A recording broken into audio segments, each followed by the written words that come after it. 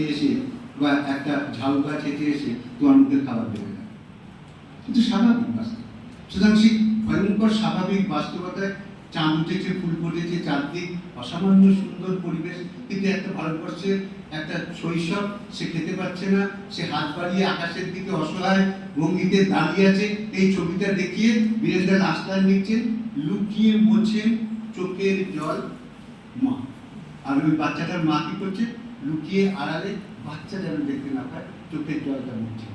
কবিতার বিশেষত্ব চোখে মাত্র একটা কমা ব্যবহার করলেন, লুকিয়ে মোছেন চোখের জল কমা মা। আমরা স্তম্ভিত হয়েছিলাম, কিন্তু কবিতাটা আমাদের ভালো লাগে। আমার মা কাঁদছে, এরকম একটা বীরেন্দ্র খুব অসন্তুষ্ট লাগে, ভালো লাগে। কিন্তু দ্বিতীয়টা আমাদের খুব ভালো লেগেছিল, যেখানে একদা গ্রাম ছাগল খুঁজছিল তার দাদাকে। গানটা শুনতে ভালো লাগবে, হ্যাঁ। খুঁজতে খুঁজতে পেয়ে গেল গোপাল বাড়ির দাদাকে।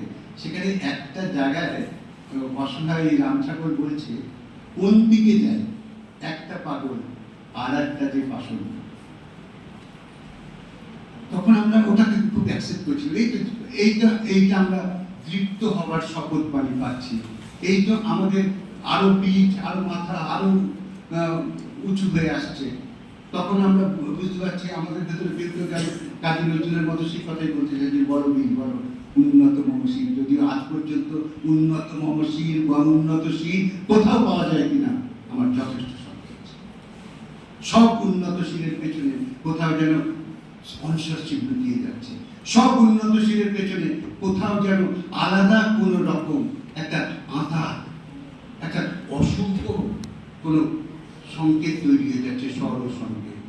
সেই উন্নতশীল, যে উন্নতশীলের কথা কাজী নজরুল ভেবেছিলেন, বা চিত্তচেতা বয়সন্ন উচ্চ চেতাশীল, সত্যি কোথায়? আপনি একটা উদাহরণ দিন, উচ্চ চেতাশীল এত সহজ নয়,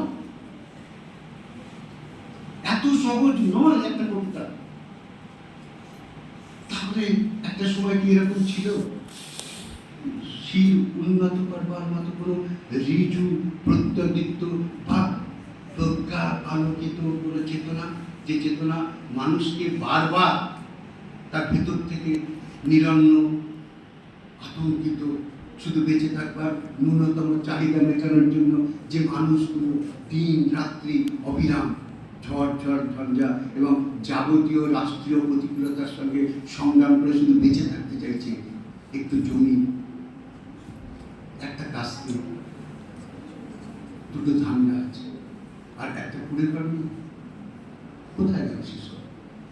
যারা স্বপ্ন দেখিয়েছিলেন, যাদের কাছ থেকে আমরা স্বপ্ন পেয়েছিলাম, ঐতিহ্য সূত্রে পেয়েছিলাম, সেসব স্বপ্নগুলো কোথায় গেল, কোথায় হারিয়ে যাচ্ছে? তাহলে কি হবে কবিতা? আমি পাঠ্যসূচির মধ্যে কবিতা রাখলাম, আমি পাঠ্যসূচির মধ্যে কবিতা পড়ালাম, কিন্তু কবিতার সঙ্গে আমার কোনো নিবিড় অন্তর্গত অটুট সংযোগ গড়ে উঠল না। আমার কবিতাটার ভেতরের কথার সঙ্গে আমার মনের ভেতরের হৃদয় যন্ত্রণা বা হৃদিবাক্স খুলে আমি আমার ভেতরের প্রজাপতিটাকে সেই কবিতার মধ্যে উড়ন্ত এবং ভাসমান রাখতে পারলাম না। শুধু একটা অদ্ভুত আতঙ্কের মধ্যে ক্রমশ ডুবে যেতে যেতে আমরা সত্যি কি পাঠ্যসূচির মধ্যে আছি, না পাঠ্যসূচি থেকেও আমরা বহু দূরে চলে এসেছি? সুতরাং একটা কবিতা বা একটা ছোট গল্প বা একটা নাটক বা একটা উপন্যাস পাঠ করলাম, আর সেগুলো পড়ে সঙ্গে সঙ্গে আমরা কি করি? শুধুমাত্র সেটা পরীক্ষা হলে কোনোভাবে উগড়ে দেওয়া, এছাড়া তার কিছু করি? কবিতার কাছে কি